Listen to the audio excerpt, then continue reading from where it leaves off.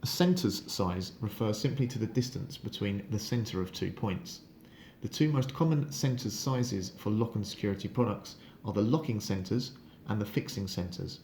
The locking centres can be measured between the centre of the spindle and the centre of the keyway, or in the case of bathroom locks, between the centre of the two spindle followers.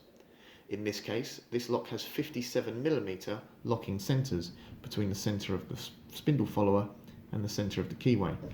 This Euro profile lock case has 48mm locking centres between the centre of the spindle follower and the centre of the keyway. And this UPVC door handle has locking centre sizes of 92mm between the centre of the spindle follower and the centre of the keyway.